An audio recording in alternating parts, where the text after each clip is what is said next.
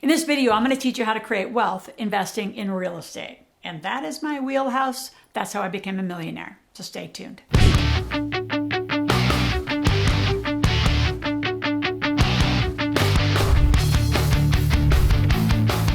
I'm going to talk about the number one thing that you absolutely must do before you get started.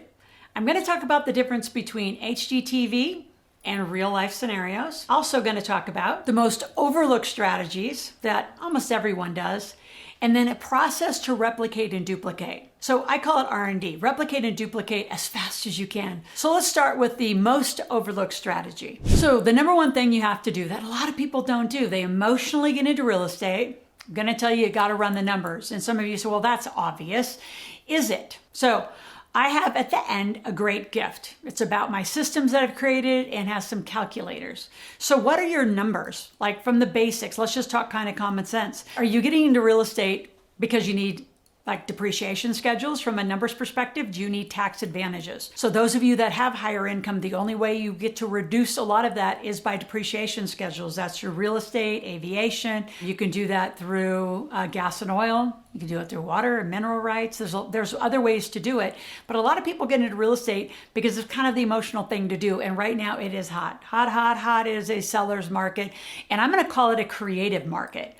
Like I'm having more fun in the creativity of this market and watching the buyers come to us because we're typically the builders. I'm building in Boise. Got a huge development there. And I am rehabbing and buying and selling apartments in the Midwest in a variety of states. So I have a lot of real estate and a lot of strategies in different places. But the number one thing is you got to run the numbers. Is do the numbers make sense based on what you want to do? Now, all that being said, let's back up just a little bit. And again, I said, why are you doing real estate? Is it emotional or do you really, want to get in it as a business or an investment? And those are two segments that I don't think enough people decide. Like if you're going to get into be in the business, to be in the business, it's full time.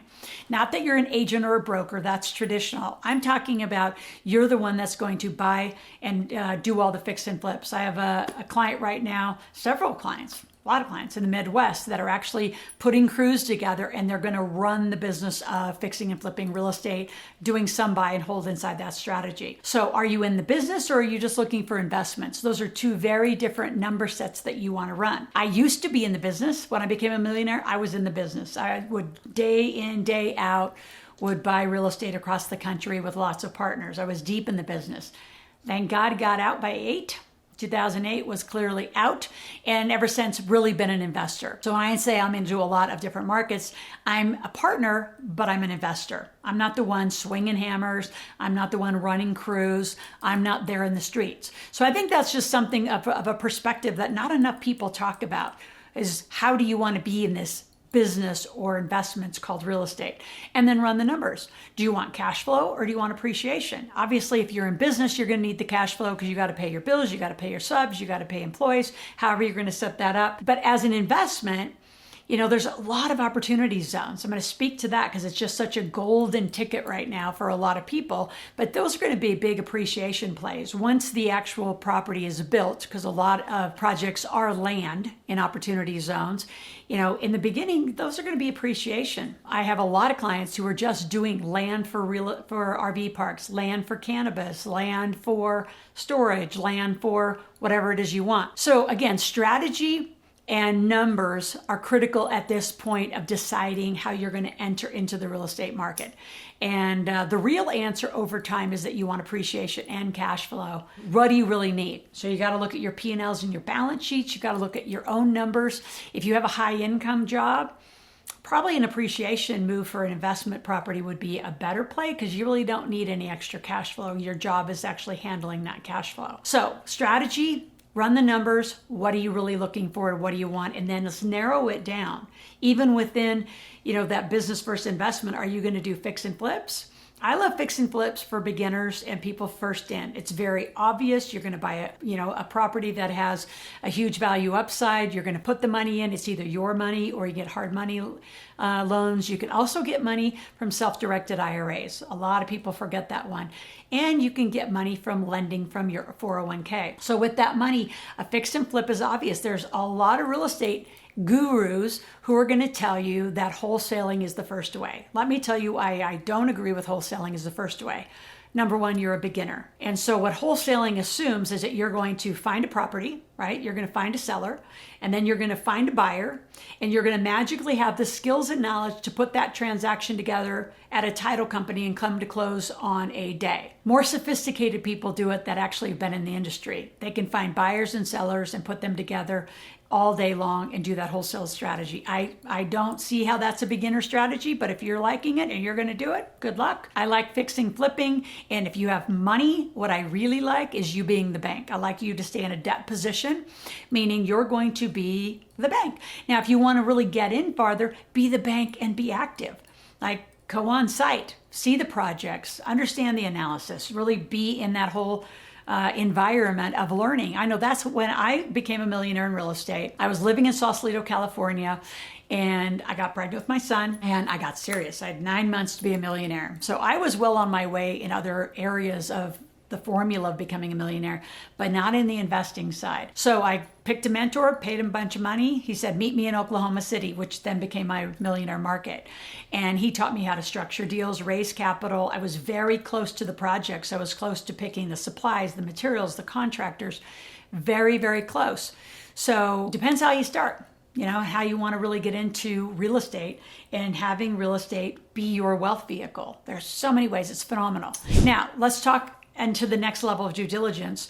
If you're using HGTV, or I'm just going to say TV shows because I don't want to pick on them, you know, specifically, you know, they were busted a few years ago by actually not really doing the projects. They were actually doing them on a Hollywood set. It was all staged. It was all, you know, kind of manipulated for your entertainment value. So watch where you're, you know, following suit. There's a lot of you that are watching TV because you've been watching since COVID, you know, started. And I'm going to really highly invite you to get to the streets and really see the real people doing real work in your market. So I call it real estate is leverage. And I always say, let's get to the streets. I do real estate tours frequently, where we do take you into the streets, into the projects, show you how the projects were selected, how they were evaluated. So I would just be very cautious about that because TV, it is entertainment. I was Dr. Phil's money expert for a while, and he said, Loral, you care more about educating. TV is about entertainment. So I want to take a little break and ask you right now, please subscribe to this channel. I come out with videos every day. Hit the bell for the notifications so every time we pop up a new video, you're getting notified for more content and a lot of different conversations. So back to real estate as a wealth strategy. So there's a lot of strategies. Let's talk about some creative strategies. And then I'm going to talk about replicate and duplicate, and they have they're a long way apart. So creative means you're going to get in a lot of different varieties of strategies. So right now, Airbnb is like crazy through the roof. There's a lot of money to be made. I have a client that's doing Airbnb on boats, another client who's doing Airbnb using RVs. So lots of ways to do Airbnb money, which is a cash generator for those of you who don't have a lot of money, right? And that's a very specific strategy. You can also do a lot of conversions right now. With the volatility of this COVID market and the economy right now, there will be a lot of transition of large mega houses. I have clients making them into assisted living facilities.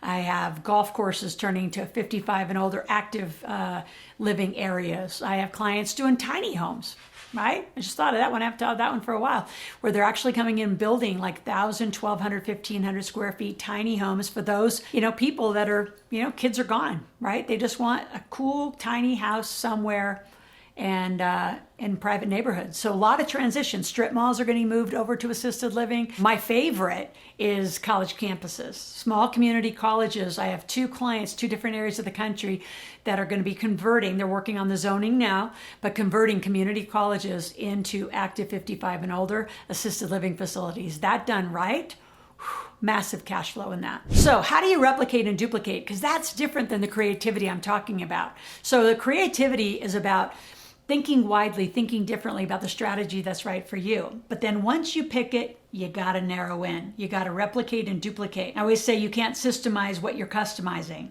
right? So you can't do a little bit of all of it and then create systems, SOPs, replicate and duplicate is what I'm talking about. So let's just say you've picked the first one, which is one I love, which is your fix and flips. You're going to fix and flip, create systems to replicate and duplicate. Do your best to create contracts with your crews so you can move from one house to the next house, have the same painting crews, and you're moving from one house to another. And so you're just building, but specifically in a strategy that you can do and be successful in. Now, for me, people always often ask, we don't see you out in the property. Like, what's your lane? My lane is capital raising and deal structure. So that is the part that I provide to teams. So I help organize the LLCs and the operating agreement, how things are going to work. Typically also the bookkeeping and the flow of money, and then help raise some capital. So I'm usually in that part, very specifically, not in securities, in real estate, and love it. One extra tip, super tip. Super tip. So those of you that have waited to the end of the video, you get the super tip. So super tip is real estate has cash flow everywhere and people forget the obvious. You're going to have a cleaning crew. So when I was really ramped up in the business of real estate, I actually owned a cleaning company. It was a different company, different owners. I actually owned part of the plumbing and electrical company. I owned the staging company. So a lot of you, I have clients that actually own part of the landscaping company. They're part of the end run. You can say, well, that's part of the developer. Maybe not. Just think about all the parts of real estate. 1-800-GOT-JUNK. Can you imagine? They make so much money per pound on liquidating these houses. Why aren't you taking some of that money too? So notice there's cash flow everywhere in real estate. How do you create wealth in real estate? Is you create a bigger enterprise, a replicate and duplicate enterprise. And as far as getting to that high percents in the 1%, 2%, and 3%ers, real estate is an easy way to just cash in and make a ton of money. So I have a book, I actually have some chapters in a book I wrote called Real Estate is Leverage. And what I want to give you is the systems chapter and a few real estate calculators. And they're just simple calculators. You could probably find them yourself, but I want to give them as a gift. So I have a link below in the description. So click it right now. You'll get the chapter on systems. You'll get some links to my debt calculators. Run the numbers. You'll always win.